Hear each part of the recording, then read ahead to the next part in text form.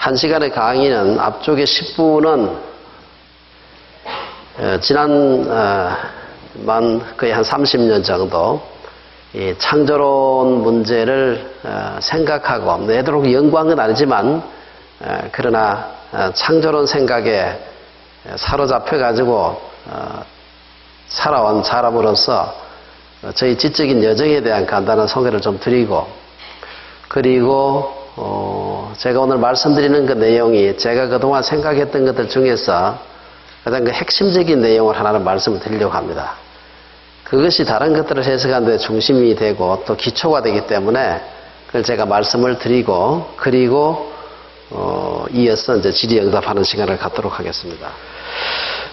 저는 제가 제일 먼저 창조론에 관심을 갖게 된 것은 1978년입니다. 78년에 제가 그때 카이스트에서 1학년 석사과정 학생으로 공부를 하고 있을 때, 여러분 혹시 아실지 모르겠습니다만은 건국대학의 주영헌 박사님 계셨어요.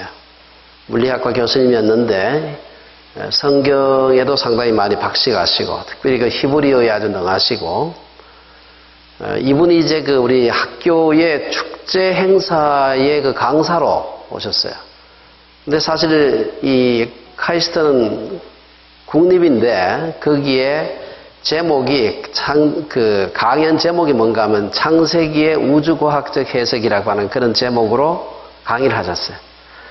그래서 저는 예수 믿는 사람으로서 궁금하기도 하고 해서 그 강의에 갔습니다. 가서 그분이 강의를, 여러분 혹시 그분 강의 들어보시는 분 계신지 모르겠는데 아주 주 박사님 강의는 아주 독특합니다. 그분 아주 캐릭터도 독특하시고 아주 뭐랄까요, 바늘로 찌르듯이 이렇게 강의를 하시는 분이에요. 말하시는 스타일도 그렇고 내용도 그렇고. 저는 굉장히 그때 충격을 받았습니다. 그분이 창세기의 내용을 오늘날 과학 연구들과 이렇게 매칭을 시켜가면서 쭉 첫째, 둘째, 셋째, 넷째, 다섯, 여섯째 날까지 얘기를 하셨어요. 지금 생각해보면 주 박사님은 전형적인 진행적 창조론 자에 해당하는 그런 분입니다. 근데 그 당시에는 그게 뭔지 몰랐죠. 도대체 어떻게 창세기를 오늘 현대 과학하고 저렇게 컴패터블하게 저렇게 얘기할 수 있을까? 그것이 제게는 굉장한 충격이었습니다.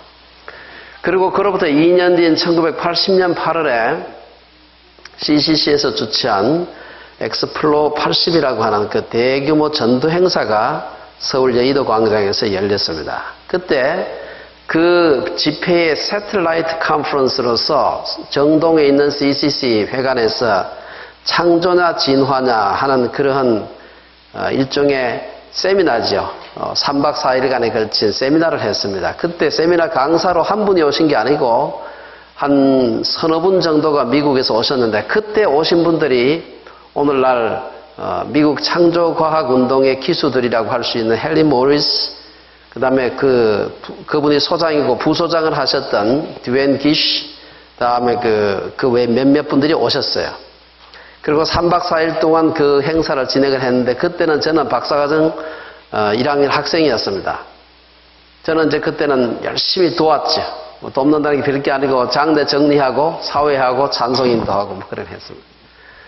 그러면서 3박 4일 동안 그 세미나를 쭉 들으면서 너무나 저는 충격을 받았습니다.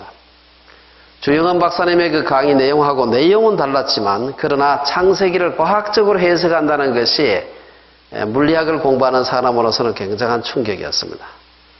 그리고 그 내용을 너무나 잘 이게 착착착착 이렇게 맞추었기 때문에 이 성경을 과학적으로 증명할 수 있구나 하는 생각 때문에 제가 아주 흥분하고, 어쩌면 하나님께서 나를 물리학도로서 부르신 이유가 이 때문이 아닌가, 그런 생각도 하고요. 그래서 그때부터 이 정말 내가 이 물리학을 한 보람이 있구나.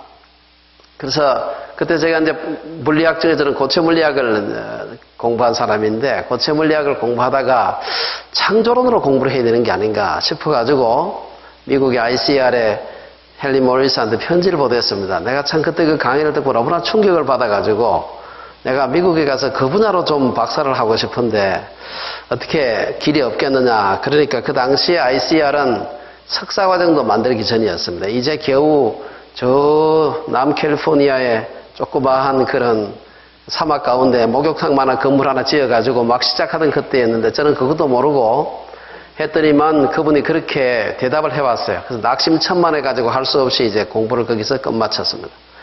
그러면서 저희 마음속에 내가 정말 하나님께서 내게 이 과학을 공부하게 하셨으면은 이 창조론으로 내 인생을 한번 보내봐야 되겠다 하는 생각을 하고, 그래서 그때 81년도 1월 달부터 제가 작정을 한 게 있어요. 그게 뭔가 하면은 창조론에 대한 좋은 책을 하나 써야 되겠다 생각을 했습니다. 그래서 그 결심을 하고 지금 28년이 지났습니다.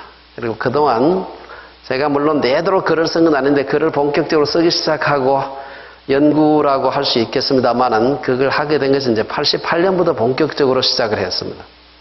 그래서 지금 이제 드래프트를 다 썼습니다.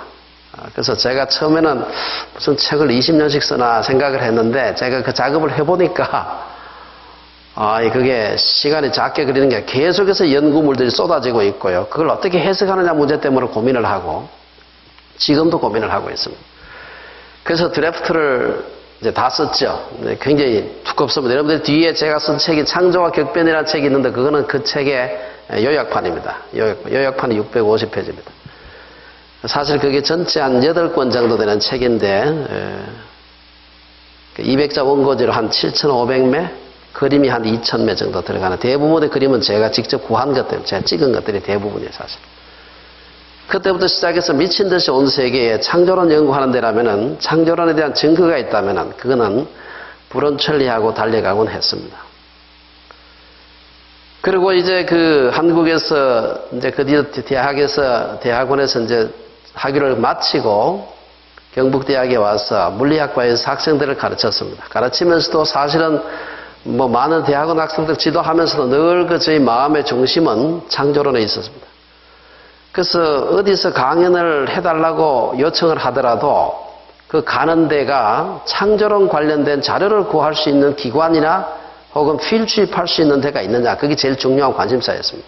그게 있는 데 같으면 기쁘게 가고 그게 없는 데 같으면 노 땡큐 그랬습니다. 그래서 어쨌든 제 삶의 중심에 창조론에 대한, 창조과학에 대한 열정이 대단했죠. 그리고 81년도 이제 80년 8월에 그 세미나가 열리고 난 뒤에 한국창조과학회 준비위원회라는 걸 모였어요. 제가 준비위원으로 참여했고 발기 멤버로 참여를 했습니다. 그리고 81년도 1월달 1월 31일 역사적인 한국창조과학회 창립총회를 여의도 전경련회관에서 한 150여 명이 모여서 했습니다. 사실 그날이 제가 결혼식 날짜 받아놓은 날인데 제가 먼저 받아놨는데 창조과학회가 뒤에 그날 창립총회 한다 그래가지고 할 수 없이 제가 일주일 땡겨가지고 얼른 신혼여행 갔다 오고로 가서 그 준비했습니다. 그래서 잊어버리지 않는 날입니다. 그 뒤로부터 저는 6, 7년 동안 그야말로 창조과학의 승리를 위해서라면 내 인생을 드리겠다 생각을 하고 미친 듯이 온 세계를 쫓아다녔습니다.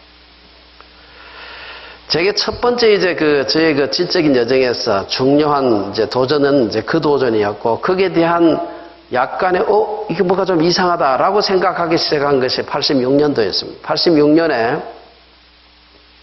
제가 한국과학재단 포스닥 제가 돈을 받아가지고 이 유니버시티 오브 시카고에서 포스닥을 하고 있었습니다. 그때 그 시카고 대학은 흑인가에 있습니다. 남부에. 그래서 굉장히 그게 잘 안 살아요. 그래서 그때 저희 아내가 마침 그 웨이튼 대학의 대학원에 공부를 하기로 하고 제가 거기서 이렇게 출퇴근을 하고 있었습니다.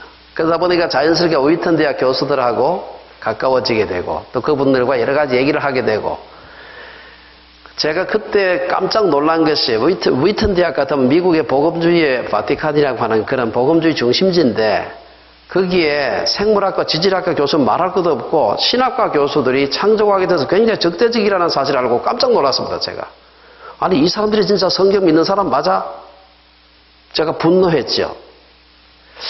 그러면서도 한편으로 이상하다. 이 사람들이 아주 그 경건하고 뭐 삶에 흠이 없고 하나님 말씀에 대한 그 권위라든지 영감성에 대해 가지고는 아무런 의심하지 않는 사람들인데 이 사람들이 창조과학은 비성경적이라고 주장을 하는 겁니다.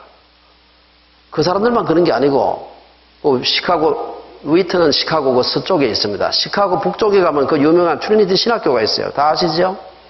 트리니티 신학교에 있는 교수들도 똑같은 입장이에요. 제가 그걸 보고서 이상하다. 이 사람들이 성경을 믿는 사람들인데 왜 이럴까? 그러나 그 사람들이 아마 믿음이 없어서 그럴 거야. 그렇게 하고 저는 한국에 와서 여전히 일말의 의심을 가지고서 그래 열심히 창조학의 전사로서 열심히 일을 했죠. 그리고는 도저히 안 되겠다. 내가 공부를 좀 더 해야 되지 안 되겠다 싶어서 90년에는 아예 포스닥이 아니고 학교에다가 휴직계를 내고 토플 GRE를 쳐가지고 다시 F1 비자를 가지고 미국에 공부를 하러 왔습니다. 그게 바로 유니버시티 오브 위스콘신 메디슨에 와서 과학사를 공부하러 왔습니다. 과학사 공부하는 이유가 간단해요. 창조과학의 역사를 공부하기 위해서 특별히 그때 제가 논문으로 쓴 것이 라디오 카본 데이팅의 히스토리를 연구하는 것입니다. 라디오 카본 데이팅에 대한 논쟁 때문에 미국의 복음주의 진영이 두 개로 나누어지게 됩니다. 하나는 근본주의 창조과학 쪽하고 하나는 소위 말해서 이벤젤리컬한 복음주의 진영으로 두 개로 나누어지게 된 그게 1950년대 진행된 사건이에요.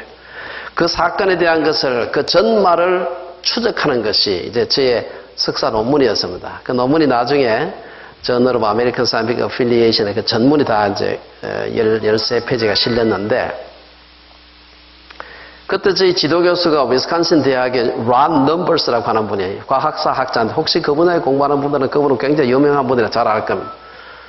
아마 직전에 미국 과학사학회 총재도 하시고 과학사학회 ICS라고 하는 과학사학회 저널의 총 에디터인 칩도 하시고 오랫동안 하셨죠. 여러분 가서 론 넘버스 쳐보세요. 그분 이름이 막 이만큼 나옵니다. 굉장히 아주 유명한 분이죠. 그분은 배경은 안식교 신자였어요. 그분 역시 창조론 쪽에서 출발을 했습니다. 나중에 이제 안식교에서 쫓겨나게 되고 어쨌든 복잡합니다. 제가 그 논문을 쓰면서 창조과학 운동이 이게 안식교 운동이었구나 하는 걸 그때 처음 알았습니다. 안식교에서 시작한 운동이에요. 어쨌든 그것이 미국에서 특별히 그 남부를 중심으로 그 근본주의 진영에서 퍼지기 시작을 했고 그것이 한국에 들어왔고 한국의 아주 근본주의적인 교회 분위기 때문에 영혼의 불길처럼 퍼지게 되었고 그중에 아주 근본주의적인 저 같은 사람에게 불을 붙인 겁니다. 그래가지고 1990년에서 92년까지 미국에서 그 공부를 하면서 창조과학, 창조론에 대한 아주 그 좀 인덱스 스타디를 하게 돼요. 배경 연구라든지 이런 거. 그리고 그때 이어가지고 제가 그 석사를 마치고 위트네스 신학으로 이제 석사과정을 했는데 그때도 역시 관심은 창조론 관심밖에 없었어요. 그래서 예를 들어서 모든 과목의 논문을 쓸 때는 항상 창조론 논문만 쓰는 겁니다. 예를 들어서 우리가 그 신약학 배울 때는 바울의 창조관 뭐 이렇게 해서 늘 논문도 쓰고 구약은 말할 것도 없고 그 다음에 교회사를 배울 때에는 중세 교부들의 창조에 대한 견해 뭐 이런 항상 그 창조론 주변에 머물면서 그 논문을 썼습니다. 제가 그 신학을 공부하면서 그리고 과학사를 공부하면서 제가 조금 이거 뭔가 이상하다. 이게 그동안 내가 신학을 몰라서 그랬는데 공부를 해보니까 뭔가 이상하다는 생각을 자꾸 하게 되었습니다. 그렇지만 사실은 제가 창조과학 외에는 다른 대안을 찾을 수가 없었습니다. 책도 쓰고 조그만 책들이지만 그러다가 96년도에 제가 오늘날 오랫동안 창조과학회에 교재가 되었던 창조론 대강자라고 하는 한 550페이지 좀 두꺼운 큰 책입니다. 4,600판짜리인데 그걸 출판하게 돼서 저희 강의록을 사실은 정리한 것이죠. 그걸 쓸 때는 내가 도저히 창조과학을 성경을 과학적으로 해석하는 그 입장에 대해 가지고 확신 있게 쓸 수가 없었습니다. 도저히 너무 고민이 돼가지고. 그래서 창조과학적으로 쓰긴 썼지만 반대쪽에 우리가 귀를 기울여야 된다. 비교적 밸런스를 맞춘 것이죠. 그리고 97년에 제가 이제 경북대를 사직을 하고, 정교수직을 사직을 하고, 밴쿠버로 오게 되고, 밴쿠버로 와서부터는 이제 제 밑에 딸려있었던 15명의 대학원 학생이 없죠. 제가 마음대로 할 수 있는 겁니다. 제가 아침부터 저녁까지 그 공부해도 누가 저보고 클레임할 사람이 없어. 하루 종일 그거 위해서 내가 글 쓴다고 해서 누가 저보고 뭐라 할 사람 없죠. 그래서 정말 그때부터는 창조론을 전공을 하기 시작을 했습니다. 나온 책들을 갖다가 보기 시작하고 영어가 능치는 않았지만 그러나 영어 나온 자료는 굉장히 많습니다. 그래서 미친 듯이 그 분야의 공부를 하면서 제가 고민을 하게 된 게 뭔가 하면 공부를 하면 할수록 어떤 주장이 점점 맞아 들어가야 되는데 점점 틀려지는 겁니다. 창조과학의 핵심적인 주장은 두 가지입니다. 뭐 다른 주장 많은데 두 가지가 핵심이고 척추입니다. 첫째는 우주와 지구, 인간은 동일한 연대를 가지고 있다. 다시 말해서 우주, 지구, 인간은 6천년이다 하는 것입니다. 뭐 쉽게 말하면 두 번째는 지구상에 있는 모든 지층과 화성은 노아 홍수에 의해서 모두가 다 10달 반 동안의 대홍수에 의해서 다 형성됐다. 이 두 가지가 서로가 두 가지가 밀접하게 연관되어 있으면서 창조론의 두 가지 백본을 이루고 있는 그런 주장입니다. 이 두 주장은 기존의 모든 과학적 연구들과 너무나 달랐기 때문에 양립할 수가 없어요. 어느 한쪽을 버리지 않으면 안 되는 것입니다. 그래서 공부를 하면 할수록 저는 창조과학의 승리를 위해서 일한 사람이에요. 사실 어떻게 하면 창조과학을 더 맞다는 것을 증명할 수 있을까. 그래서 그야말로 그 증거를 찾을 수 있는 곳이라면 정말 지구 어디라도 달려가곤 했습니다. 그런데 그 공부를 하면 할수록 그 반대되는 증거가 계속 더 많은 겁니다. 우리가 그 과학 철학에서 소위 전진적 연구 프로그램, 퇴행적 연구 프로그램 이런 말을 씁니다. Progressive Research 모델이란 말을 쓰는데 그게 뭔가 하면은 어떤 주장이 처음 나왔을 때 그 주장이 맞는가 틀린가가 단번에 딱 결정이 나기가 어렵습니다. 연구를 하면 할수록 이게 점점 이쪽을 서포트하는 지지나 논리가 많아질 때 우리 그걸 전진적 연구 프로그램이다 그렇게 얘기하고요. 근데 처음에는 맞는지 틀린지 몰랐는데 점점 연구를 하다 보니까 이게 점점 네거티브하게 자꾸 이게 부정하는 그러한 증거들이 쌓일 때 그걸 퇴행적 연구 프로그램이라 그래요. 근데 창조과학은 연구를 하면 할수록 퇴행적인 증거가 점점 많이 나오는 겁니다. 이게 저를 아주 미치게 만들어요. 그래서 저희 인생에서 가장 힘들었던 시기가 1997년부터 2003년까지입니다. 내가 그동안 사람들한테 그렇게 많이 얘기를 했는데 그렇게 책도 쓰고 사람들이 내 책을 보고 열심히 교재로 쓰고 심지어 저희 책을 육군사관학교에서 교재로 썼다는 것도 있어서 나중에 알았습니다. 한꺼번에 책을 왕창 주문을 해서 웬 책을 이렇게 주문을 하나 출판사에서 저보고 물어서 나도 잘 모르겠다 그랬더니 그때 제가 육사 한 학년이 250명이라는 거 그래서 육사 학생들 한꺼번에 책을 왕창 구입을 하니까 250권을 한꺼번에 왕창 사가는 겁니다. 그런데 그렇게 내가 맞다고 주장했던 그 주장이 연구를 하면 할수록 마구 무너지는 그 현실 속에서 이걸 어떻게 하나. 내가 이 공부 괜히 했다. 나중에 2002년, 2001년 가서는 사람이 미칠 것 같더라, 사람이.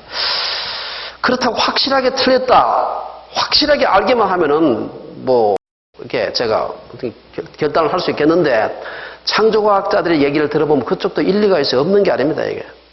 이쪽 얘기를 들으면 이쪽도 맞아요. 이쪽이라는 건 복음주의 진영의 창조론자들 얘기하는 겁니다. 이 둘 사이에 끼어가지고 굉장히 고민을 하다가 제가 결정적으로 이거는 아니다라고 제가 돌아선 것이 2003년입니다. 2003년에 제가 어떤 이론을 생각하게 되었는가 하면은 도저히 6천년 노아홍수 가지고는 오늘날 쏟아지고 있는 천문학, 지질학, 이 모든 학문의 분야에서 쏟아지는 것들을 설명할 방법이 없어요. 막 틀리는 겁니다. 이걸 어떻게 하면 좋을까 생각하다가 제가 고안한 것이 다중격변 모델이라고 하는 것입니다. 이 뭔지 하는 건 제가 좀 강의할 때 저는 말씀드리겠습니다. 그걸 처음으로 이제 제가 생각한 건 아니고 200년 전에 조지 퀴비에라고 하는 프랑스 창조론자가 이미 저하고 비슷한 고민을 하다가 그 모델을 내놓았는데 그때는 별로 그걸 서포트할 수 있는 다른 연구가 진행이 안 돼 있었어요. 제가 그 사람 책이 1800년도인가 그때 쓴 책인데 그 책을 제가 책도 아니고 그냥 책으로 나온 것인데 이제 책으로는 안 나오고 해서 제가 이게 바인드를 해놓은 게 하나 있었어요. 영어로 번역된 거. 그 책을 읽으면서 불과 그 내용은 조금밖에 안 돼요. 그 사람 아이디어는 반 페이지밖에 안 됩니다. 왜냐하면 그때는 지질학도 막 만들어지고 있었고 천문학에 대한 연구는 거의 없었을 때이기 때문에 다른 서포트할 수 있는 다른 증거가 없었습니다. 그래서 그 사람은 아마 노아 홍수 이전에 여러 차례의 홍수가 있었을 것이고 그 홍수의 마지막 홍수가 노아의 홍수에 있을 것이다. 그렇지 않고는 그 사람이 살던 그 당시에 파리에 살았는데 파리 인근에 있는 파리가 분지인데 분지 주변에 나가서 그가 필드 출입하면서 나오는 많은 그 식물군, 동물군들의 화석을 설명할 방법이 없다. 최종적으로 내린 결론입니다. 그게. 그 사람이 그때 어베일러블한 데이터를 가지고서는 내릴 수 있는 최선의 결론이에요. 그게 그 길지 않은 내용, 제가 그 패러그래프를 읽으면서 제가 그냥 전율을 했습니다. 이게 맞을지 모르겠다는 생각을 했죠. 그리고 그 모델을 다듬기 시작을 했습니다. 그리고 그 모델에 대한 증거를 찾기 시작을 했는데 어쩌면 이게 맞을 가능성이 있다라고 지난 6년 동안 제가 연구를 하면서 그게 맞을 가능성이 있다는 생각을 하고 지금도 연구를 하고 있습니다. 그리고 점점 더 맞다고 하는 소위 아까 말씀드린 전진적 연구 프로그램이다 하는 것을 알게 된 겁니다. 그래서 이제 나머지 얘기는 뒤에 하겠습니다. 그래서 2003년도에 그 얘기를 하고 2004년도에 이제 그 모델을 국제학회에 처음으로 발표를 했습니다. 발표했는데 물론 그렇게 많은 관심이 없었어요. 없었지만 그러나 관심 있는 사람 몇 사람씩 생겨나게 되고 이제 그 모델을 다듬게 되고 그래서 2006년도에 저 뒤에 있는 창조와 격변이라고 하는 그 책을 우리말로 된 책입니다만 책을 내고 그 책을 낸 것 때문에 2008년도에 이제 작년에 한국창조과학회에서 저보고 제가 그때 이제 부회장도 하고 이제 이사도 하고 제가 하겠다고 한 건 아니고 그냥 저보고 그냥 부회장으로 임명했다니까 부회장인가 보다 그렇게 안 거죠 사실. 어쨌든 그래서 작년 8월 달에 제가 한국에 정기 방한을 1년에 2차례 하는데 8월 달에 갔을 때 저보고 창조과학회에 심대한 창조과학회 해를 끼쳤고 그래서 창조과학회를 탈퇴하든지 아니면은 제명하겠다. 이제 그런 통보를 받았습니다. 그래서 제명을 영광스럽게 당할까? 제명을 당하면 그게 더 좋을까? 그런 생각도 한참 해봤는데 저를 파송했던 단체 우리 이사장님이 그 제명 당하는 거 별로 기분이 안 좋으니까 탈퇴를 하는 게 좋겠다. 그래서 8월 31일까지 탈퇴하든지 아니면은 의견을 번복하든지 생각을 바꾸든지 아니면 제명을 하겠다. 그래서 제가 탈퇴를 했죠. 저희 30년, 어쩌면 저희 인생의 가장 가운데 토막 같은 시간을 보냈던 단체고 시간만 보낸 게 아니에요. 저의 모든 열정을 쏟았던 그런 단체로부터 쫓겨난 거죠, 사실은. 그래서 기쁘게 이제 쫓겨나고 그래서 이번 7월 달에 나오는 저 SFC 출판부라고 한국에 있습니다. 그쪽에서 저보고 부탁을 해서 프라이드를 탄 돈키호테라는 그런 책을 그 내용이 전체가 다 이 창조론 논쟁에 대한 전말입니다. 아마 여러분 나오거나 읽어보십시오. 아마 드라마틱한 그 얘기가 많습니다. 그 속에는 상당히 좀 과학적인 그런 얘기도 많습니다만은 이 논쟁이 단순한 과학적 논쟁이 아니고 이념 논쟁이라는 걸 금방 알 수가 있습니다. 제가 그동안 진화론자들 저하고 제가 가장 많은 진화론자들하고 논쟁을 했죠. 지면 논쟁도 하고 대면 논쟁도 하고 아주 성격 자체가 저도 논쟁적인 성격이기 때문에 논쟁을 많이 했습니다. 제가 사실은 그분들에 대한 사과의 뜻도 그 속에 들어있습니다. 저와 논쟁했던 사람들. 그분들과 제가 전혀 의견이 같지 않음에도 불구하고 제가 근본주의자로서 아주 무례하게 그들에게 대했던 제가 그 분야에 대해서 전문가도 아니면서 마구 대중과학서적 저 타블로이드판에 나오는 그 지식들 동원해가지고 그 분야에서 10년, 20년, 30년 연구한 사람들 마구 깔고 뭉갰던 마치 그것이 돈키호테가 풍차 돌아가는 거 보고 적인 줄 알고 가서 찌르고 하는 게 있잖아요. 그거 기억나세요? 그 돈키호테가 얘기. 그 돈키호테가 타고 다니는 말은 로시난테라고 하는 그 말을 타고 그랬습니다. 소설이지만 저는 그때 프라이드를 타고 다녔습니다. 프라이드. 그래서 제가 프라이드를 탄 돈키호테 이 두 가지 의미가 있어요. 프라이드가 교만하다는 뜻도 있잖아요. 그게. 그래서 그 책을 낸 겁니다. 저는 그분들에 대해서 제가 하나도 그분들의 생각에 동의하지 않습니다. 않음에도 불구하고 내가 예수 믿는 사람으로서 그러한 자세로서 학문하는 사람들을 공격하는 거예요. 근본주의자들은요, 사실 불신자보다 더 악하게 공격을 합니다. 제가 거기에 대해서 내가 저 스스로에 대한 회개고 고백이에요, 사실은 이게. 그래서 여러분들이 오늘 얘기하는 것들은 그 핵심적인 제가 얘기했던 그 주장, 그 배경이 되는 얘기만 간단하게 제가 말씀을 드리고 시간이 조금 갔습니다만은 질의응답하는 시간을 좀 갖도록 그렇게 하겠습니다. 한번 같이 한번 볼까요? 지금 말씀드린 내용은 우리 대홍수, 특별히 그 창조과학회에서는 창조과학과 진화론과 복음주의자들 요 세 모델을 제가 간단하게 좀 비교하면서 말씀드리는데, 대홍수 모델이라 그러면은 아까 말씀드린 대로 지구상에 있는 모든 지층과 화석, 고생대부터 신생대 제4기까지 모든 지층이 10달 반 동안의 대홍수에 의해서 한꺼번에 형성되었다고 하는 주장입니다. 그곳을 갖다 10달 반 동안에 형성되었다고 주장하면은 지구 역사를 6,000년으로 볼 수 있다고 6,000년으로 볼 수 있다고 주장하기 때문에 이 두 주장은 아주 밀접하게 연결이 되어 있다, 이렇게 생각하시면 됩니다. 여기에 가장 그 문제가 되는 것이 뭔가 하면은 방사능 연대입니다. 왜냐하면은 지구를 6,000년이라고 주장하는 데 있어서 가장 그 넘기 어려운 창조과학자들의 벽이 방사능 동위원소 연대 측정법입니다. 방사능 동위원소 연대 측정법은 굉장히 오랜 연대를 보여주기 때문에 이게 맞게 되면은 창조과학은 맞을 방법이 없는 거예요. 그래서 창조과학에서는 방사능 동위원소를 사탄이 만들어낸 것이라고 그렇게 얘기를 합니다. 그래서 저는 그 물리학자로서 제가 물론 핵물리를 전공한 사람은 아니지만, 그러나 우리가 방사선 연대를 그 원리는 물리학의 그 분야 전공 안 해도 다 합니다. 그건 아주 그 원리 자체가 심플하기 때문에 그냥 학부 1학년 일반 물리 수준만 하면 알 수 있는 내용이기 때문에 거기에 대해서 제가 잠깐 말씀을 드리도록 하겠습니다. 이 숫자를 식을 별로 쓸 필요가 없는데 제가 그냥 간단하게 소개하기 위해서 하나 쓴 거예요.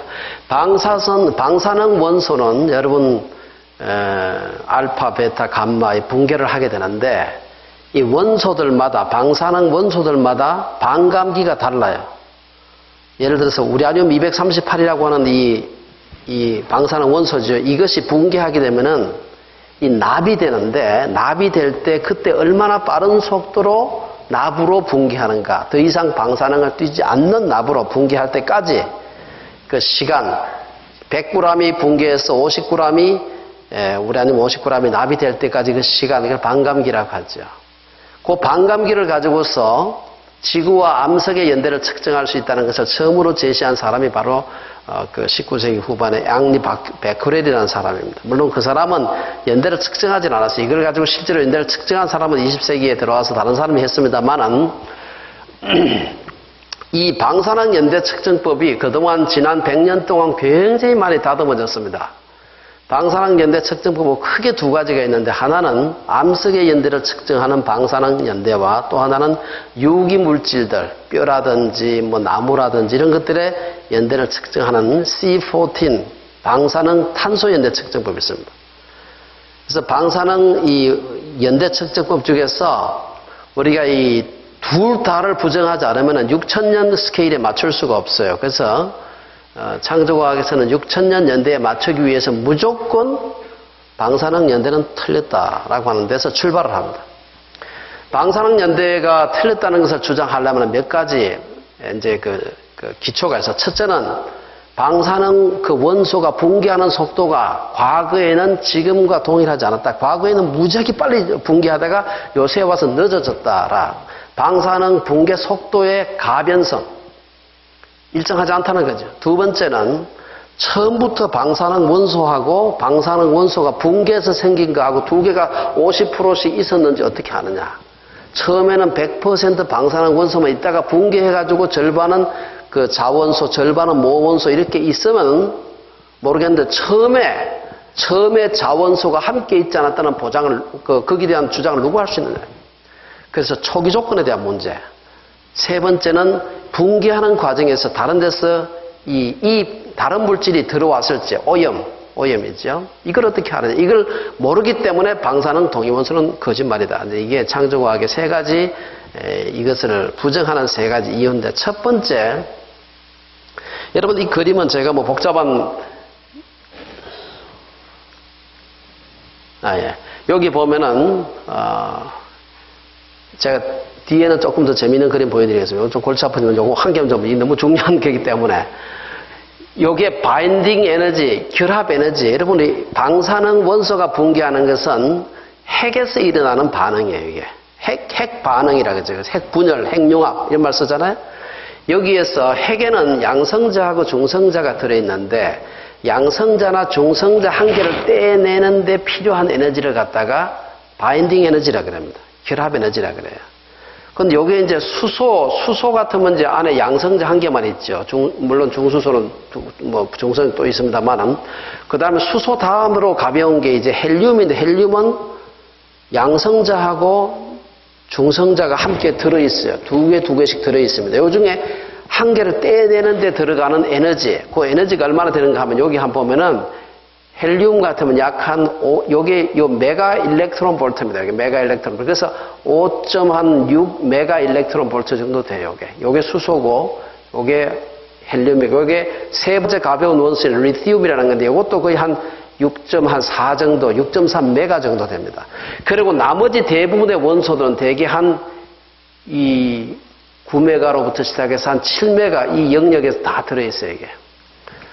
이 원자 핵 내에 양성자와 중성자 한 개를 떼어내는 데 들어가는 에너지가 메가 일렉트론 볼트 단위다 하는 걸 아셔야 돼요. 메가 일렉트론 볼트란 말은 100만 일렉트론 볼트라는 말은.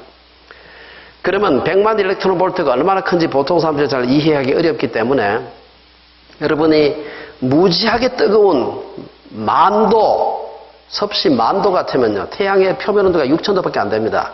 만도 같으면 우리 지상에서는 거의 만들어내기가 굉장히 어렵습니다. 아주 국부적으로 레이저 쏘아서 만들긴 합니다만은 그냥 불 떼가지고는 도저히 만도를 못 만들어요. 아주 그냥 용광로에 그냥 시뻘겋게 달아봐야 거기서 나오는 포톤의 에너지가 1 일렉트론 볼트가 안 됩니다.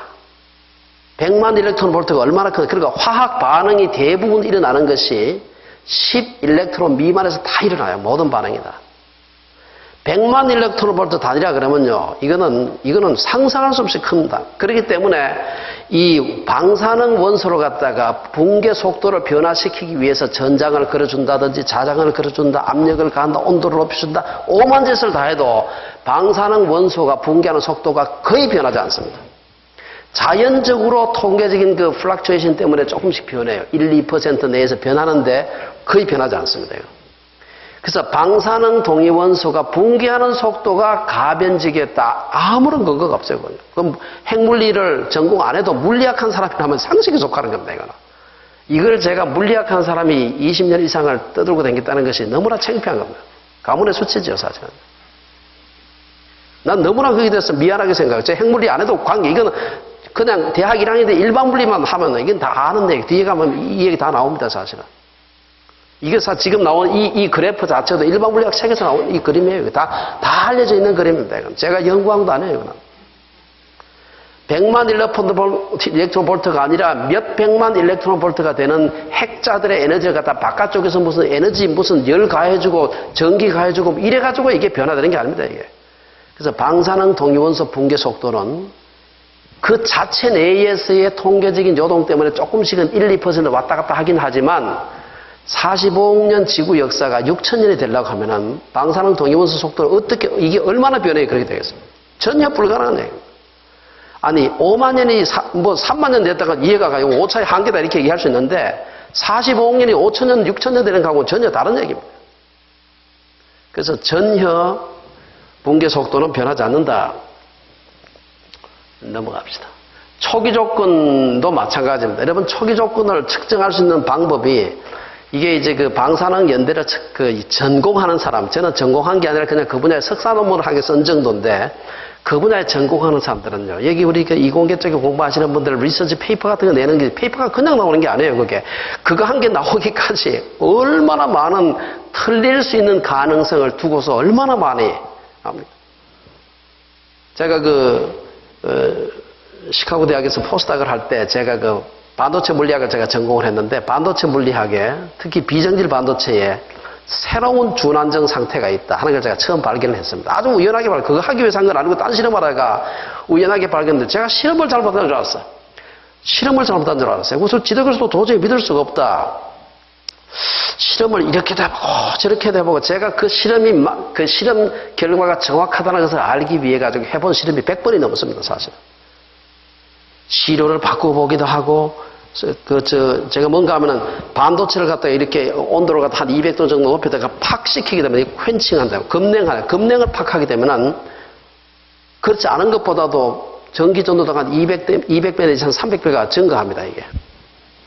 이게 조금 증가하는 것 같으면 모르겠는데 200배, 300배가 증가하는 건데 이건 뭐가 잘못 측정하지 않았으면 이거는 새로운 다른 현상이다. 그래서 100번 이상을 제가 해봤어요. 근데 크기가 좀 차이가 나긴 해도 이게 있다는 자체가 아주 명백해요. 그래서 제가 그 New Metastability가 있다 하는 것은 이제 피지컬 리뷰에 발표를 했는데 그게 최근에 와서 스위칭 소자로서 삼성전자에서 전자 소자를 제가 얼마 전에 알았어요. 제가 사실은. 그때는 저는 물리학한 사람으로서 물성만 발표를 했는데 그걸 이용해서 스위칭 소자지요. 팍 시키게 되면 전기전도가 팍 증가한다는 것을 사람들이 그걸 가지고서 스위칭 소자를 만들었다는 얘기를 제가 실리콘밸리에 강의 갔다가 제가 들었습니다. 어떤 한 독특하고 새로운 사실이 나타나게 되면 과학자는요 그냥 훌떡 발표하지 않습니다. 그거 실험 잘못해가지고 엉뚱한데 다른 효과 때문에 나오는지 어떻게 하라고 그걸. 이래 해보고 저래 해보고 이 도저히 부인할 수 없다고 생각할 때 가서 그걸 발표하는 겁니다. 그걸.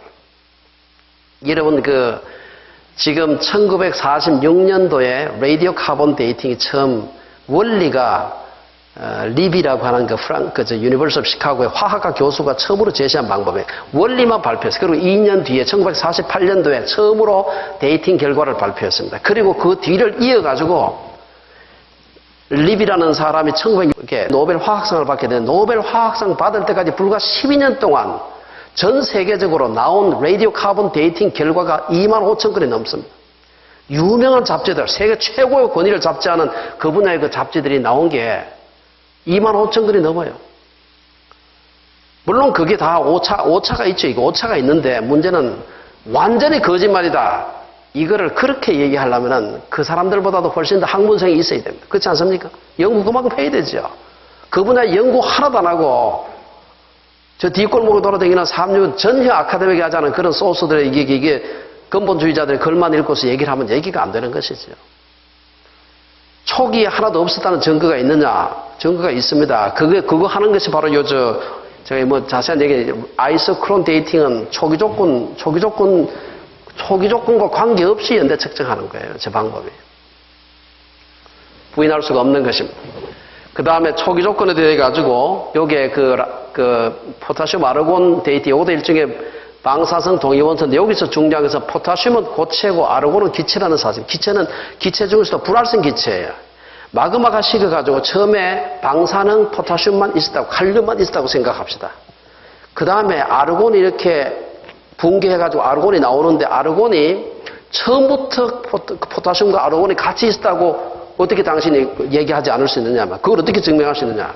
그거는 여기엔 적용할 수가 없어요. 왜냐하면 아르곤은 기체고 불활성 기체이기 때문에 마그마 상태에서는 아르곤이 마그마 상태에 있을 수가 없어요. 다 나와버리는 겁니다. 그래서 적어도 다른 방법은 우라늄, 나본 둘 다 고체이기 때문에 얘기할 수가 있어요. 그러나 포타슘 아르곤은 한 개는 모원소는 고체고 자원소는 기체입니다. 기체 중에서도 다른 것하고 반응하지 않는 불활성 기체예요. 마그마 상태에서는 포타슘 밖에는 없었다라고 가정해도 아무런 문제가 없어요. 왜냐하면 아르곤은 그 속에 들어있을 수 없기 때문에. 굉장히 상식적인 얘기입니다. 이거 제가 얘기한 것도 아니고 이미 그 분야에서는 수십 년 전에 나온 얘기들이에요.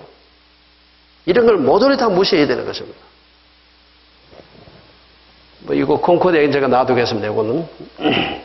그래서 이미 그런 이 달림플이 그 분야에 굉장히 대감이다. 이 사람이 한 얘기를 보면은 포타슘 아르곤 그 방법에서는 초기 조건에 대한 얘기를 할 수가 없다. 이미 오래전에 얘기한 내용입니다. 그 다음에 이제 대홍수론과 국부홍수론인데 아마 이게 질문에도 그런 얘기가 나와요. 사실은 방사성 동위원소를 받아들이게 되면은 아까 말씀드렸던 6,000년 이렇게 얘기하는 것은 전혀 말이 되지 않습니다. 그 다음에 그게 말이 안 되면 그 다음에는 고생대를 지나는 자들은 5억 한 8천만 년부터 한 2억 한 5천만 년까지 이 기간을 고생대라고 2억 5천만에서 6,500만 년까지 중생대 6,500만 년에서 지금까지 신생대라고 얘기합니다. 이게 지나는 자들이 만들어 놓은 타임 차트인데 이 모든 5억 8천만 년의 기간이 10달 반 동안 다 일어났다 이렇게 주장을 하려면은 방사성 동위원소를 다 부정해야 되고 그 다음에 대홍수에 의해 가지고 모든 지층이 쌓였다는 주장을 해야 됩니다. 그런데 이 주장에 대해 가지고 대홍수론과 국부홍수론은 이게 진화론자와 창조론자의 논쟁이 아니고 창조론자 내에서 근본주의자와 복음주의자의 논쟁이에요. 저는 사실은 그 국부홍수는 좀 반대를 하는 입장입니다만은 일리가 있다. 이해할 수 있지만 저는 좀 찬성을 하지 않습니다. 얼마든지 사람들마다 의견이 다를 수 있죠. 그러나 제가 찬성하지 않는다 해도 그 사람들 보고 이단자 할 수 없어요. 사람들도 의견이 다른 거죠. 그렇지 않습니까? 제가 봤을 때 이쪽이 더 맞는 것 같아서 기울고 있지만 그러나 저쪽에 있는 사람들 보고 내가 그 사람 니는 뭐 마귀의 자식이다 이렇게 얘기할 수는 없는 겁니다. 다만 생각이 다른 사람일 뿐이다. 여기에 대해서 홍수의 범위가 전 지구적인가 국부적인가 적어도 성경의 기록을 보면 온 천하가 다 덮였다 그랬으니까 뭐 전 지구적이겠다. 근데 문제는 히브리 사람들의 그 방식의 그 표현 방식이 예를 들어서 예수님께서 마귀에게 시험을 받을 때 세 번째 시험 받으실 때 아마 헬몬산이라고 생각이 돼. 헬몬산 꼭대기 올라가서 천하를 갖다가 마귀가 예수님에게 보여주면서 네가 내한테 절하면 이 천하의 모든 것을 내게 다 주겠다. 예수님이 헬몬산 꼭대기 올라가서 계시면서 천하를 다 봤어요? 못 봤죠. 헬몬산 높이는 해발 600m도 안 됩니다. 그거는 600m 올라가 보면은 하나도 안개 안 끼고 구름 없을 때조차도 지구가 둥글기 때문에 200km 이상 안 보여요. 안 보이는 지구 반대쪽 안 보이는데 마귀가 예수님한테 유혹할 때 뭐라 그럽니까? 네가 성경 기자는 천하를 다 보이게 하면서 네가 내게 절하면은 이 천하의 모든 것을 내게 다 주겠다. 여러분 그때서 성경 틀렸다고 할 수 있습니까? 할 수 없어요. 요한복음 끝에 가면은 사도 요한이 요한복음을 마지막으로 끝내면서 예수께서 이 외에도 행하신 일들이 많으나 그것들을 다 기록하려면은 그 기록한 책들을 이 세상이라도 둘 곳이 없다. 그런 표현이 있습니다. 예수님께서 이 세상에서 계시는 동안 하신 일이 요한복음에 기록된 것 말고도 많다는 것을 얘기하기 위해서 한 표현이에요, 그게.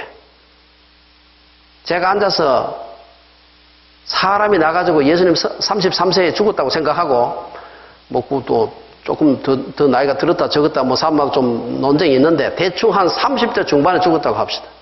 예수님은 태어날 때부터 말을 잘해가지고 엄마 뱃속에서 나오자마자 계속해서 말을 시작했다고 합시다.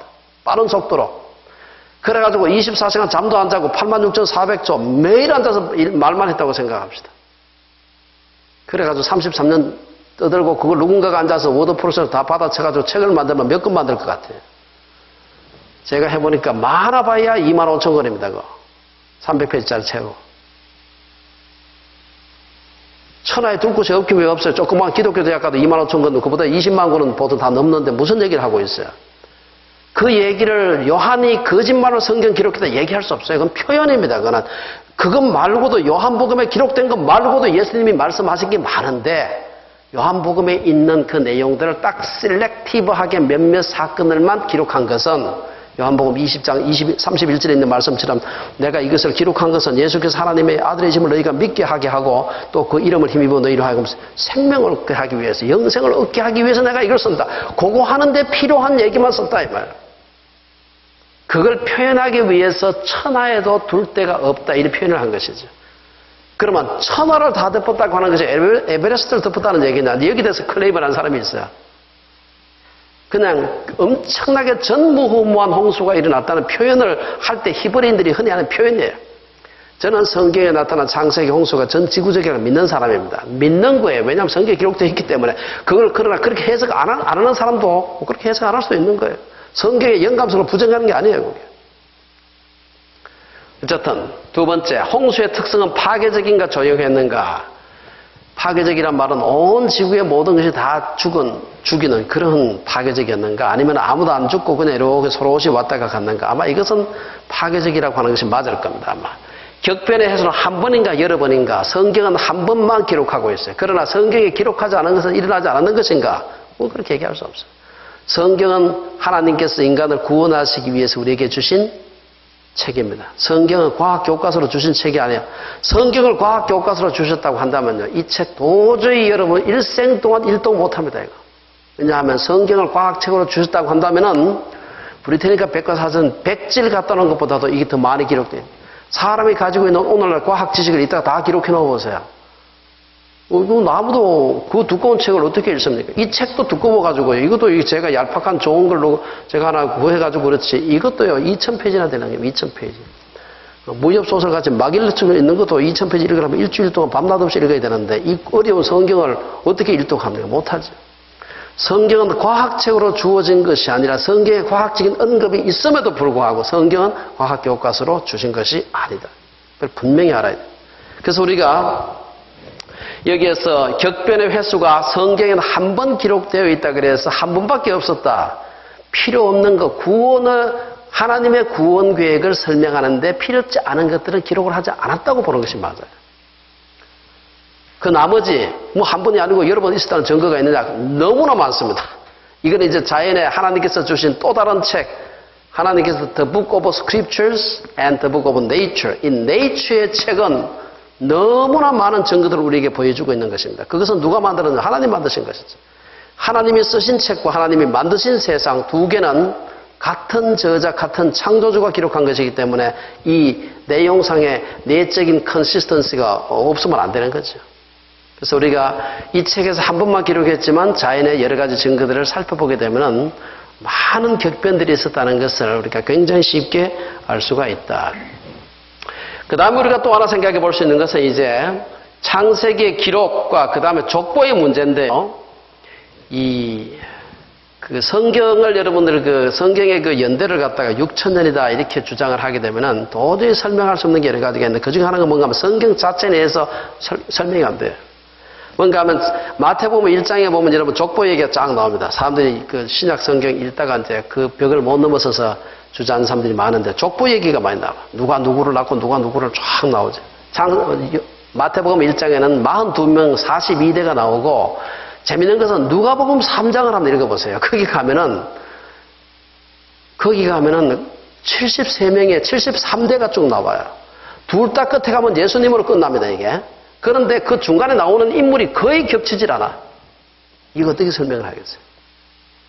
읽어보시면은 다윗까지는 같아. 다윗 그 위는 같은데 다윗부터 예수님까지 BC 1000년부터 BC 원년까지 전혀 다릅니다. 그 중간에 겹치는 사람이 거의 없어요. 2사람, 3사람밖에 안 겹칩니다. 70몇 명이나 되는데 이거 어떻게 설명을 하겠어요?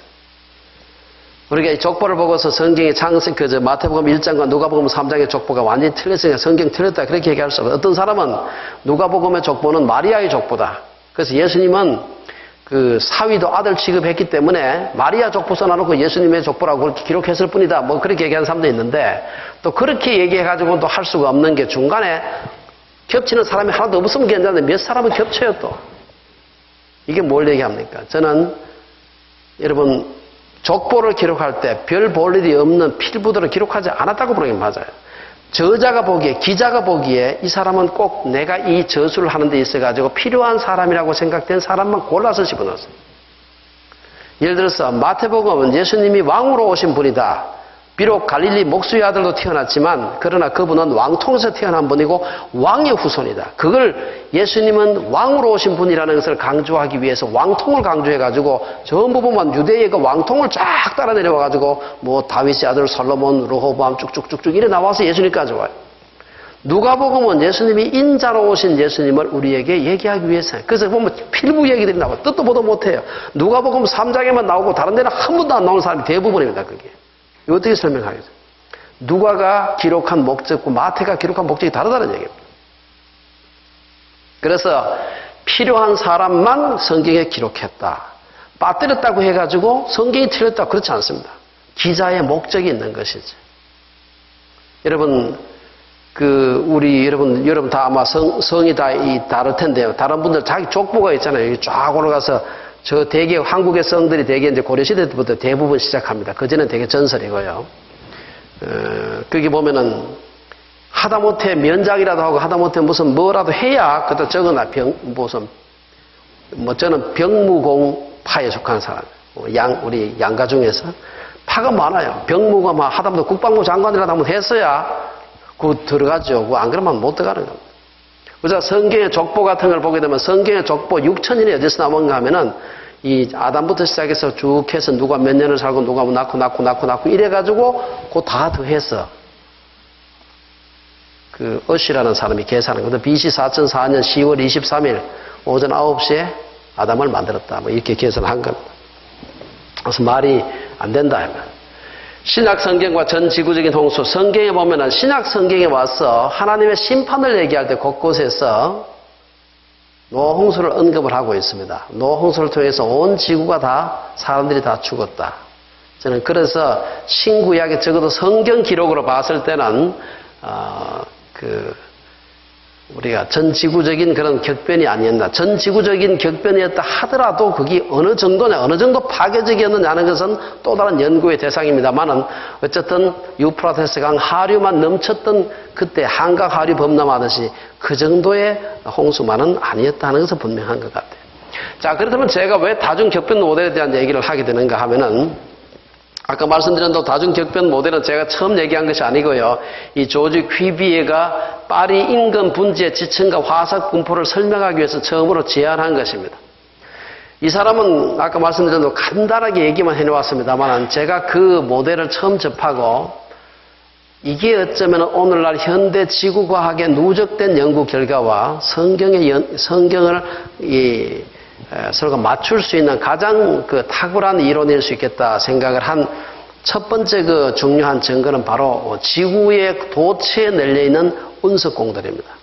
운석이 떨어지게 되면은 이게 마치 분화구처럼 이렇게 푹 파이게 돼 운석공이 이렇게 만들어지게 됩니다.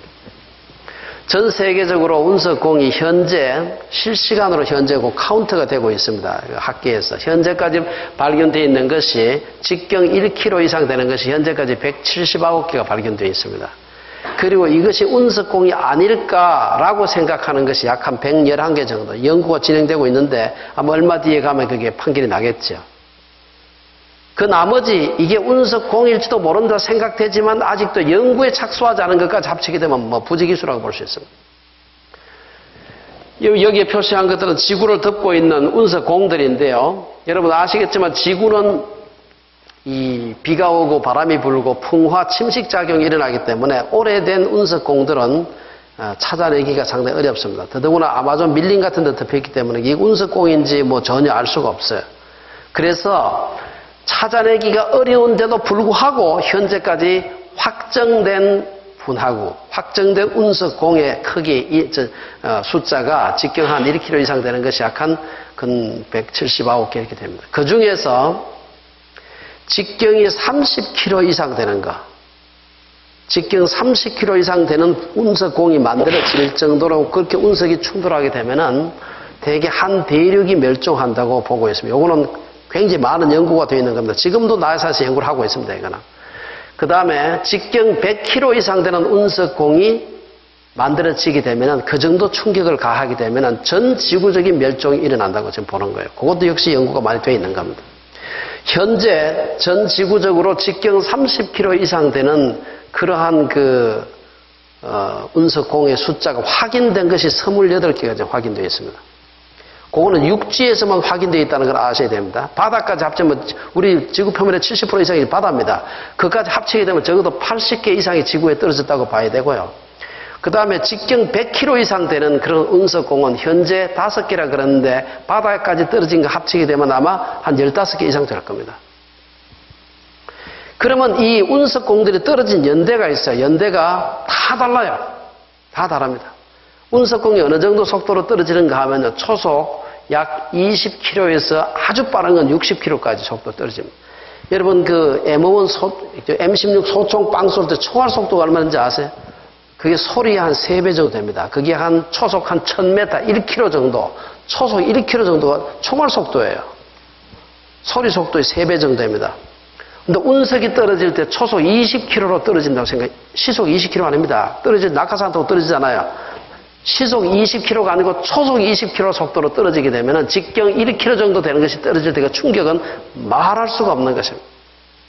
그 연구를 왜 열심히 하고 있는가 하면 1994년에 슈메이커 레비 혜성이라고 목성에 떨어진 운석 여러분 기억합니까? 혜성이 여러 조각으로 쫙 떨어진 거. 그 이후로 자칫하면 지구가 저것들과 충돌하게 되면 온 지구가 멸종할 수 있다 싶어가지고 그 연구가 1990년대 중반부터 아주 활발하게 진행이 되고 있습니다. 굉장히 많은 데이터가 나오고 책도 많이 나오고요. 아카데미가 책들도 많이 나오고 데이터가 아주 막 쏟아져 나오고 있습니다. 거기에 의하면은 직경이 100km 이상 되는 거, 100km 이상 되는 운석공은요, 맨눈으로는 확인이 불가능해. 인공위성 사진 가지고 하는 거는. 인공위성 사진 가지고 분화구일 것이다 싶은 게 있으면, 그런 구조가 있으면은 가서 뭐 이렇게 시추도 하고 여러 가지 이제 그 조사를 해가지고 분화구도 아니다 하는 것을 확증을 하는 것입니다. 그러면 도대체 직경 100km 이상 되는 것이 5개나 되고 아직 더 발견될지도 몰라요. 그 다음에 직경 이상 되는 것이 28개가 지금 발견되었다고 한다면 이거를 연대가 다 다른데 이걸 어떻게 해석하겠습니까? 한 예로 1978년에 중생대 공룡이 어떻게 멸종되었느냐를 얘기할 때 그때 내놓은 이론이 뭔가 하면은 중생대 말기에 거대한 운석이 지구에 떨어져 가지고 그때 모든 거대 파충류들이 다 멸종했다. 이것이 1978년도에 버클리의 그 지질학과의 알바레스라고 하는 그 월트 알바레스라는 사람이 제창한 거예요. 월트와 그 아버지 루이스 알바레스 두 사람 부자간의 이제 그 팀이 이탈리아 북부에 가서 지질 조사하면서 제창한 건데 78년도에 그 주장을 하고 난 뒤에 그 운석공을 찾아낸 것이 90년대입니다. 그때까지 이론만 나올 줄 몰랐어요. 그게 어딘가면 바로 유카탄 반도, 멕시코 유카탄 반도 칙슬롭이라고 하는 데서 직경 180km짜리 운석공이 발견된 겁니다. 연대를 측정해 보니까 중생대가 대개 6,500만 년 전에 끝났다고 보는데 칙슬롭 운석공을 갖다가 시추해서 그 시추에서 나온 그때의 지층을 갖다가 조사를 해 보니까 6,498만 년 플러스 마이너스 5만 년입니다.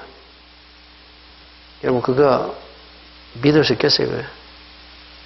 기가 막히게 정확한. 거기서 나온 게 전 세계적으로 150군데 이상에서 중생대 말기에 떨어졌던 운석에 대한 그 지층이 딱 나와요. 신생대, 중생대, 경계면, 그걸 KT 경계면이라고 합니다. KT 경계면이 곳곳에서 나오고 심지어 바다 밑에서까지 나오고 있어요, 지금. 어떻게 설명을 하겠습니까? 그 뒤로, 이제 제가 제창했던 그 다중격변 이론이 뭔가 하면 그거 한 개만 그런 것이 아니고 모든 시대의 변화라는 것이 결국 지층이 다르다는 것이고 그 속에 들어있는 화석이 다르다는 것인데 그것은 모든 지층의 형성을 갖다가 동일 과정 천천히 쌓여가지고 됐다고 하지 말고 모든 지층을 격변적 형성으로 보자는 거예요. 한 번이 아니고 여러 차례. 그리고 노아 홍수에 의한 지층은 신생대 제4기 홍적세 지층, 신생대 제4기 홍적세 지층. 그 지층의 마지막 홍수를 노아 홍수로 보자는 것입니다. 그게 오늘날 현대 지질학하고 제일 맞는 얘기입니다. 왜냐하면 거기에 대한 홍적세 지질학회가 따로 있습니다. 어마어마한 연구가 나오고 있어요. 그래서 우리가 용감한 건 좋은데 몰라가지고 용감하면 이 곤란하는 거예요. 저는 그 분야에 그렇게 많은 연구가 됐는지 몰랐습니다. 제가 그 분야에 들어서가지고 그렇다고 뭐 모든 분야에 제가 전문가는 아닙니다만 그 분야에 미친 듯이 들어앉아가지고 제가 읽어보고 난 뒤에 이야 이렇게 많은 예수 믿는 사람이든 아니든 관계없이 이렇게 정직하게 내놓은 데이터들을 깡그리 다 거짓말이라고 몰아붙이는 것은 하나님을 모독하는 것이다. 그 생각을 하게 된 겁니다. 아까 그 멕시코 칙슬롭에 나타난 이 별똥별 자국입니다. 요게 육지고 육지하고 바다, 요서부터 바다입니다. 요 위는 바다하고 이렇게 하면 요 직경이 180km 정도 됩니다. 지금은 이거 아주 컨펌 되어 있는 겁니다. 이건 굉장히 많은 연구가 되어 있고요. 이때 저 정도 되는 것이 떨어졌으면은, 여러분, 쓰나미 아시죠? 지진 때문에 생기는 해일. 보통 해일이 5m, 10m 정도만 되면 해변가를 다 쓸어버립니다. 근데 지금 저 운석공 저게 만들어졌을 때, 별똥별이 떨어졌을 때 어느 정도 해일이 일어났을까? 지금 학자들 추정에 의하면 최소한 물벽이 최소한 600m 이상의 물벽이 생겨가지고 플로리다 해안하고 하이티 그쪽에 그 섬들 다 싹 쓸었을 거라고. 그러면 그 다음 학자들이 뭐 하겠어요? 이거 찾으러 가겠죠? 그 증거 없나 싶어가지고. 그래서 플로리다 이제 가서 찾은 겁니다. 찾았는데 그게 지층이 한 4, 5m 되는 지층이 순식간에 팍 쌓인 겁니다, 그냥. 불과 몇 시간 만에 확 쌓인 거예요. 벽이 돼가지고 600m 물벽이 돼가지고 쏜다고 생각해 보세요. 얼마나 기가 막히는데요. 그런 것이 지금 그 한 개만이 아니고요. 한 개만이 아니고 열 몇 개가 있었다고 생각해 보세요. 아니 80개 이상이 그런 일이 일어났다고 생각해 보세요. 그러면 지구의 모든 지층과 그 화석들을 설명하는 방법으로서 다중격변을 생각하는 것은 굉장히 자연스러운 것입니다. 운석공들이 떨어질 때는 엄청나게 많은 충격이 일어나게 됩니다. 여러분들이 혹시 여기서 저쪽에 베링거 운석공 애리조나에 있는 가보신 분이 있습니까? 베링거 운석공 가보셨어요? 여러분 다음에 그랜드 캐니언 가시거든. 그랜드 캐니언에서 차 몰고 가시는 것 같으면 몇 시간 안 가면 됩니다. 몇 시간 안 가면 되는데 한번 가보세요. 들판 한가운데 있어가지고 다른 거 볼 게 없어가지고 사람들이 잘 안 가는데 아주 기가 막힙니다. 그 기가 막힌 직경이요. 1250m 밖에 안 됩니다. 이 깊이가 170m 밖에 1.25km 밖에 안 돼요, 이게.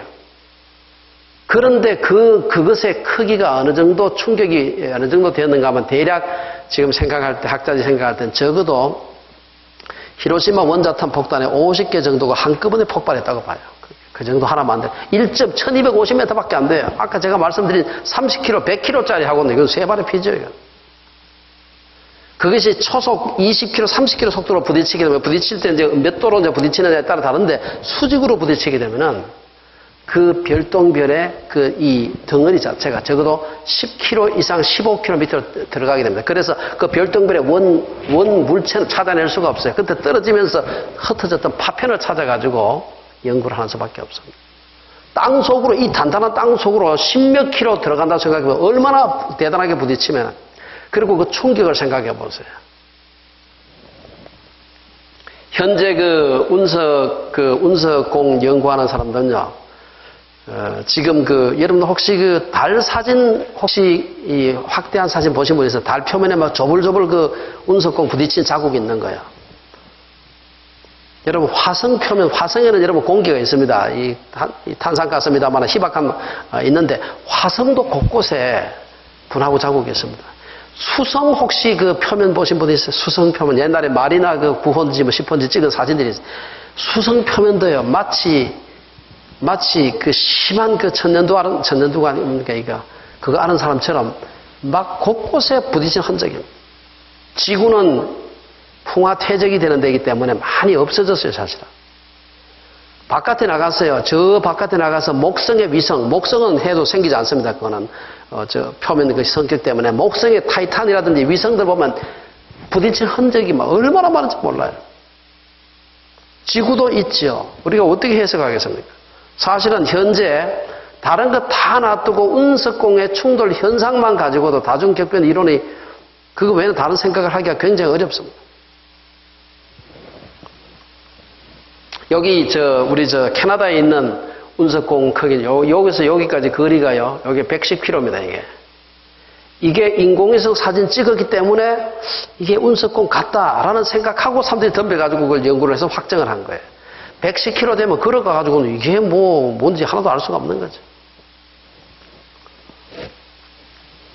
클리어워터, 여기도 캐나다에 있는 겁니다. 캐나다가 여러분 저쪽에 오타와 그쪽에 퀘벡 있는 쪽을 갖다가 커네디안 쉴드라고 하거든요. 순상지, 방패순자, 모양 상자입니다.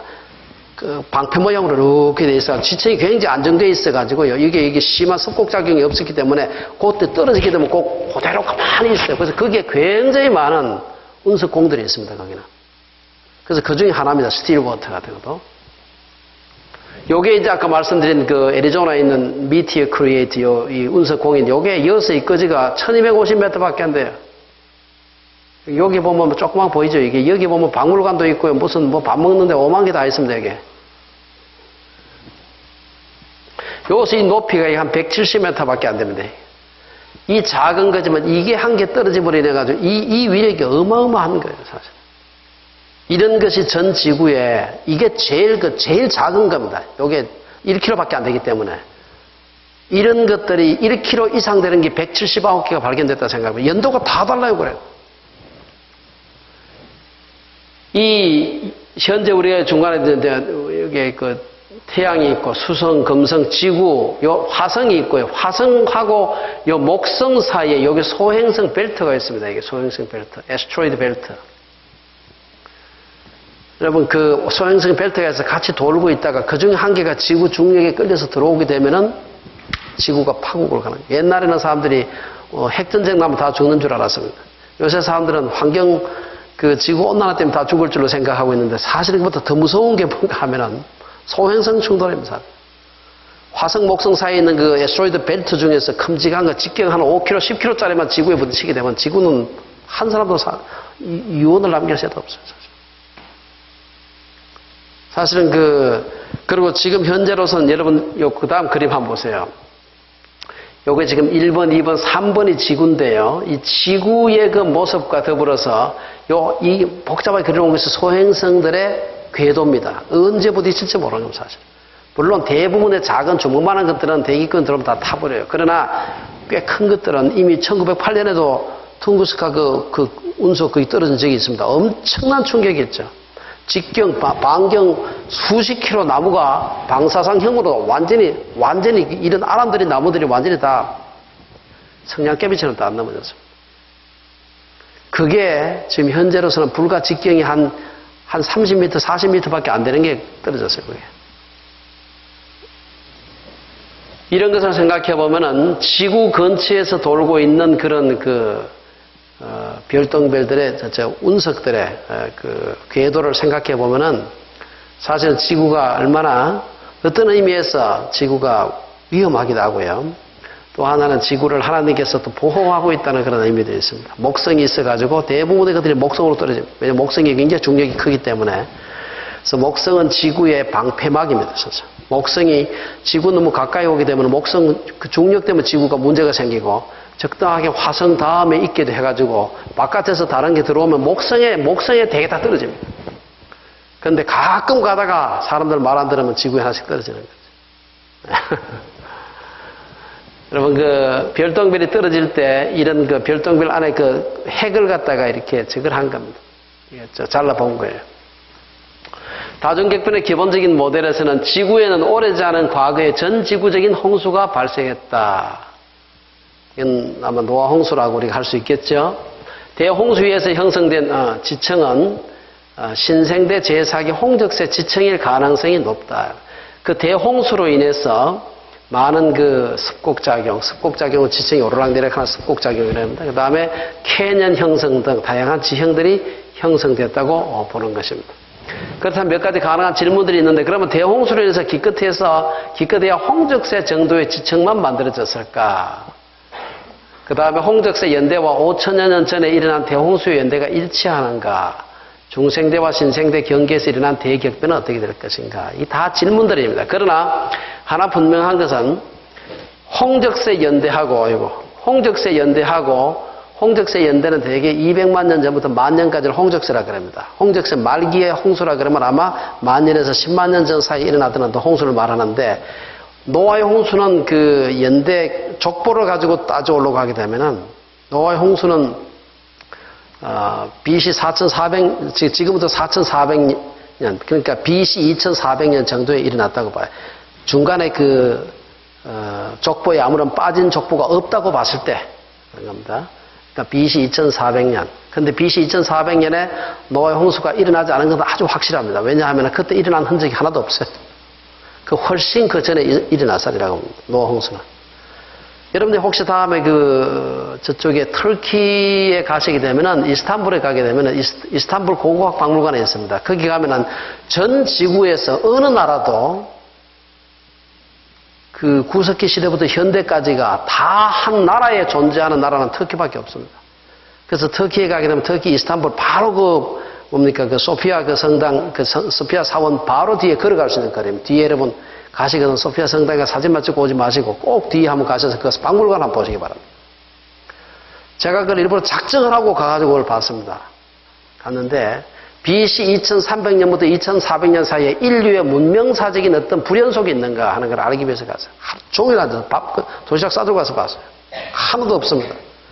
여러분 학자들이 예를 들어서 BC 1054년에 거대한 초신성이 지구에서 보였습니다. 그걸 누가 기록했는가 하면 중국 천문학자가 기록해놔. 생생하게 낮에 태양처럼 빛나는 그런 초신성이 빛나는 걸 보고서 다 기록해놨습니다. 어느 자리에 무슨 자리에 뭐가 다 기록했어요. 계기일식 한 게 일어난 것조차도 다 기록해놨습니다. 흉년 들어서 좀 어느 해는 좀 추웠어 다 기록해놨어요.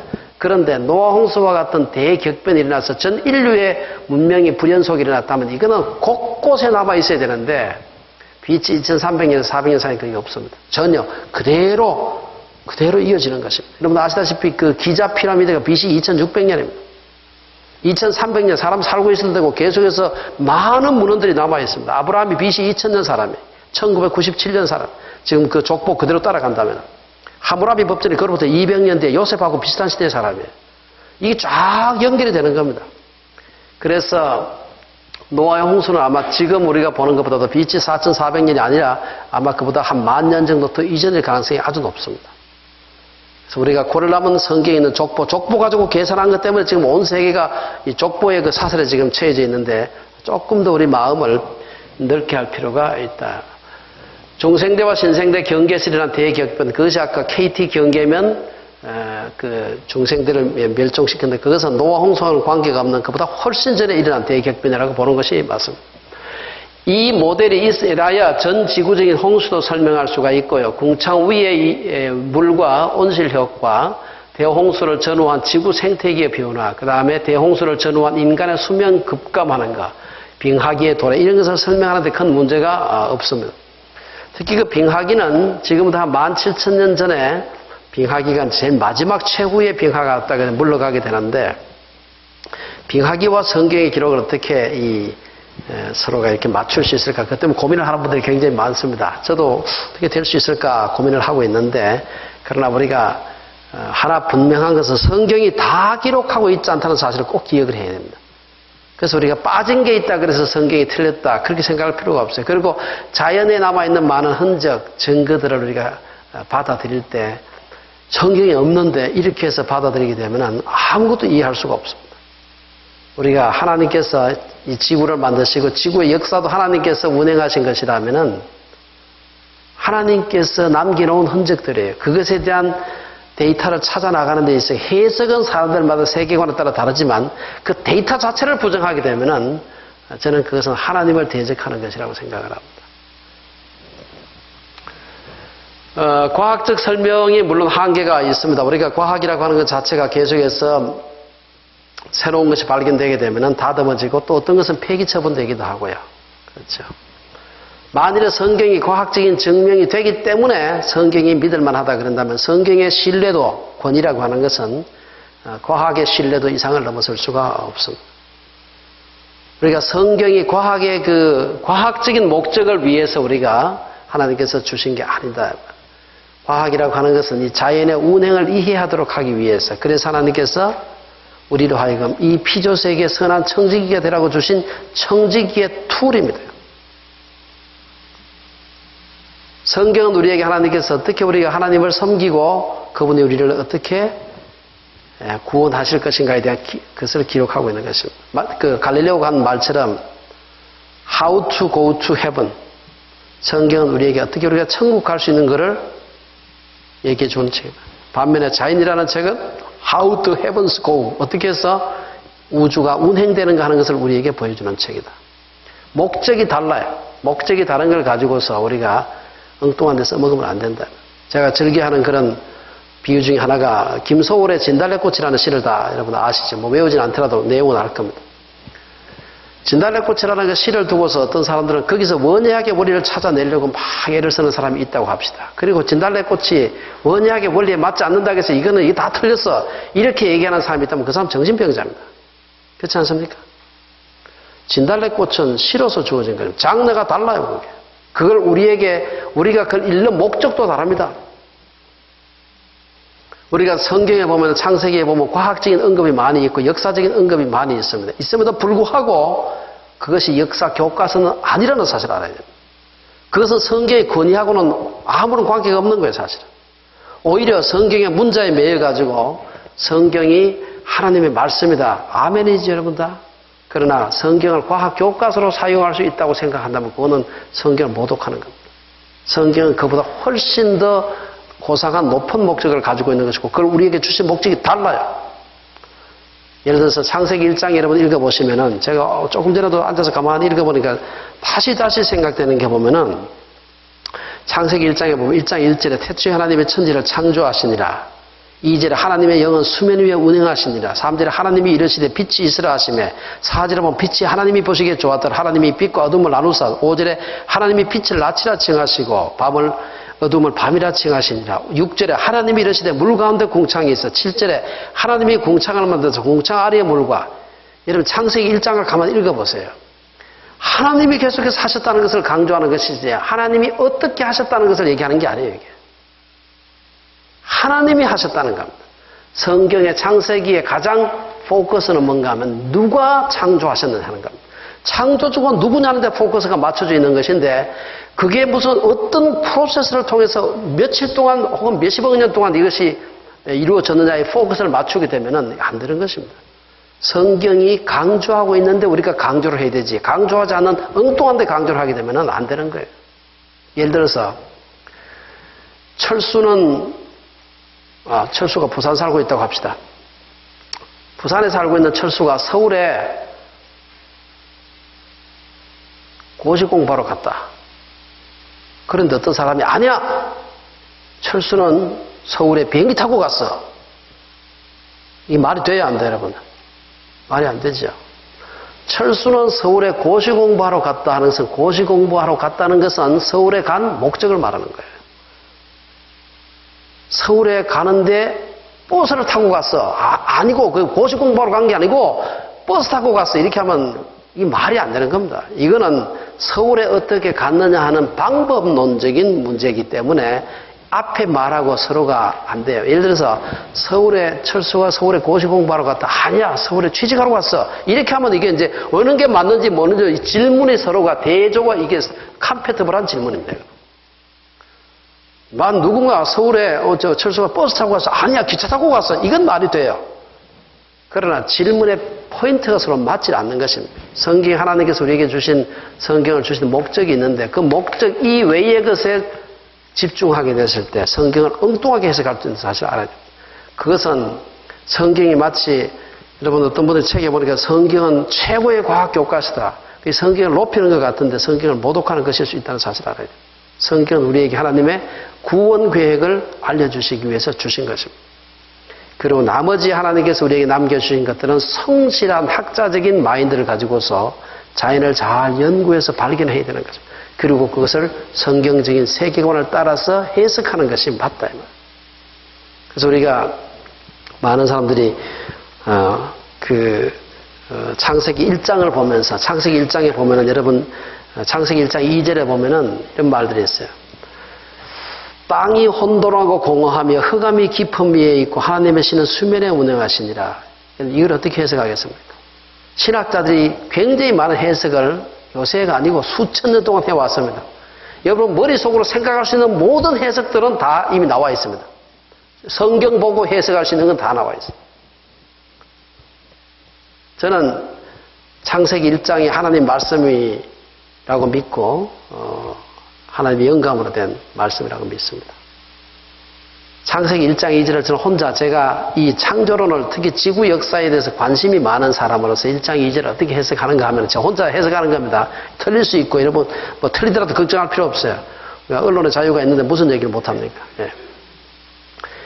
지금 현재 오늘 지구상의 그 지구의 역사들의 그 이론은요. 초기의 지구는 아마 처음에 거대한 어떤 한 운석이 있을 것이다. 큰 운석. 보통 직경이 100km 넘으면 소행성이라 그랬고, 보다 작으면 운석이라 그랬는데, 천문학에서 일반적인 관행입니다. 이런 한 큼직한 소행성이 하나 있었다고 합시다. 그리고 이것이 다른 것들하고 그 당시에는 굉장히 많은 그 운석들이 막 날아다니고 이것으로 부딪혔다고. 그래서 많은 것들이 부딪혀가지고 깨져가지고 산산조각이 나기도 했지만 그 중에 어떤 것들은 부딪혀가지고 점점점 커지기 시작해요. 커지면 커질수록 어떻게 됩니까? 점점 더 깨질 가능성이 없죠. 점점 커지니까. 그 다음에 부딪힐 때 세게 부딪히기 때문에 들어오는 놈이 강하게 부딪혀서 부딪히게 되면 이 운동 에너지가 스탑하면서 열 에너지로 바뀌는 거죠. 그래서 지구가 막 용융 상태가 돼서 지구가 떨어지면서 부딪히면서 막 먼지가 많이 나겠죠. 먼지가 막 자욱하게 끼고 그 다음에 어떤 소행성들 어떤 해성들 속에는 물이 들어있습니다. 물론 얼음 상태로 들어있지만 이게 부딪히면서 이게 어떻게 되겠어요? 물이 증발해가지고 물 상태에 있을 수 없죠. 뜨거우니까 막 먼지하고 물하고 수증기하고 막 섞여가지고 칠흑과 같은 어두움이 아마 지구를 둘러싸고 있었을 것입니다. 지구는 마그마로 들끓어가지고 마치 가마솥에 막 물 끓듯이 마그마가 막 들끓는 그런 상태가 되었을 것입니다. 아마 그게 얼마나 오랫동안 지속됐을지 아마 수천 년, 수십만, 수백만 년이 흘렀을지도 모르죠. 지구가 점점점 식기 시작을 하고 지구에 부딪히는 별똥별 숫자가 줄어들게 되고 자꾸 부딪히니까 줄어드니까 지구가 어느 정도 식게 되니까 그 다음에 어떻게 됩니까? 수증기가 응결되면서 비가 오기 시작합니다. 아마 몇천 년 동안 비가 왔을 겁니다. 비가 오게 되면 마그마가 훨씬 더 빨리 식겠죠. 지구는 더 빨리 식기도 하고 크러스트, 이 지각이 형성이 되게 되고 오늘날 우리가 말하는 소위 플레이트가 형성이 되기 시작하는 겁니다. 여러분, 이 마그마가 들끓던 그 시대, 땅이 혼돈하고 공허하며 생각해 보신 적 있어요? 그 다음에 그 시기가 지나고 비가 와서 지구가 딱딱한 크러스트가 생기기 시작하더라고. 그 다음에 먼지들이 막 쏟아지고 깨끗한 하늘이 보이게 되고 그 다음에는 마그마가 들끓던 이 지구가 물이 쏟아지면서 어떻게 되겠죠? 물이 지구를 덮는 그런 상태가 되었을 것입니다. 아직도 플레이트들이 막 작용을 해야 이것이 이제 산도 만들어지고 해구도 만들어지고 할 텐데 땅이 혼돈하고 공허하며 하나님의 신은 수면에 운행하시니라. 그 다음 둘째 날 뭐 했습니까? 하나님이 물과 육지를 나누게 되는 겁니다. 플레이트들이 운동하기 시작해서 높아지는 쪽은 육지가 되고 더 낮아지는 쪽은 더 깊은 바다가 되겠죠. 물과 육지로 이렇게 물과 묻이 이렇게 나누어지게 되죠. 저는 성경을 그냥 무슨 지구과학을 가지고 이 지구과학 교과서로 사용하는 게 아니라 맞춰보는 거예요. 이걸 갖다가. 그리고 제가 지금 말씀드린 오늘날 지구과학자들이 받아들이고 있는 일반적인 주류 이론입니다. 이게 사실은. 제가 만들어낸 스토리가 아니고. 아마 그랬을 가능성이 있습니다. 틀렸을 가능성이 얼마든지 있을 수 있어요. 이거는.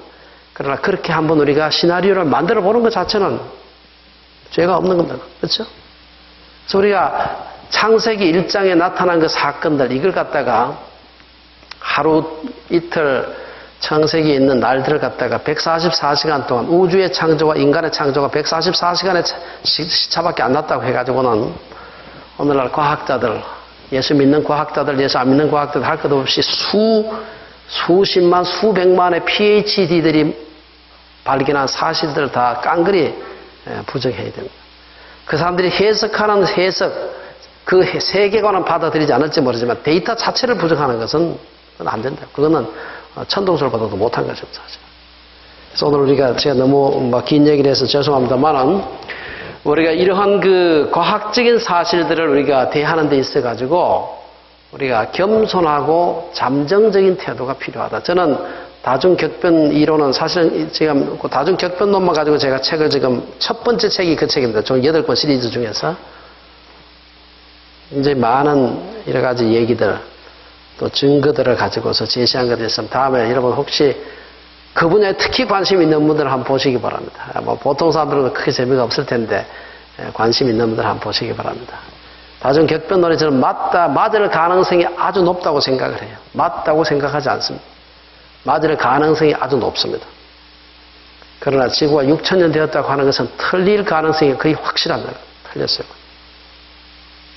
성경만 가지고 해석할 때는 그렇게 해석할 수 있어요. 그러나 이 자연에 남기는 하나님의 피조 세계를 연구하게 되면 절대로 그런 얘기 할 수가 없어요. 그거는 만약 학자로서 그런 얘기 한다면 학자적인 양심이 없는 사람입니다. 아쉽게도 그 분야의 전문가들이 한 사람도 없기 때문에 여러분 그런 6,000년 그 얘기하는 사람 중에서 그 분야 전문가가 한 사람도 없습니다. 전부 다 그 분야 하는 분들이 그 데이팅 전문가들이 아니고 무슨 디자인 학과 교수, 무슨 내과 의사, 전부 이런 분들이 그 일을 하고 있어요. 그러니까 그 분야에 나오는 얘기들 하나도 모르는 겁니다. 그래서 제가 제발 책 좀 읽어라. 제발 책 좀 읽어라. 그 분야에 얼마나 많은 자료들이 쏟아져 나오는데 하나도 안 읽고 ICR에서 나오는 거기도 전부 다 아마추어들이거든요. 하다못해 무슨 사이언스 같은데 논문 한 편도 안 낸 적이 없는 사람이에요. 그 분야에 대해서 하나도 안 낸 사람들입니다. 연구 안 하는 사람들이 성경만 가지고서 교과서 삼아서 얘기하는 사람들의 얘기를 과학적으로 해석하려고 하게 되면 우리는 전혀 엉뚱한 결론에 가게 되고 그것은 본인의 의도와는 무관하게 하나님을 대적하는 것일 수가 있다는 거죠. 너무 많은 얘기를 해서 미안합니다만 여러분 혹시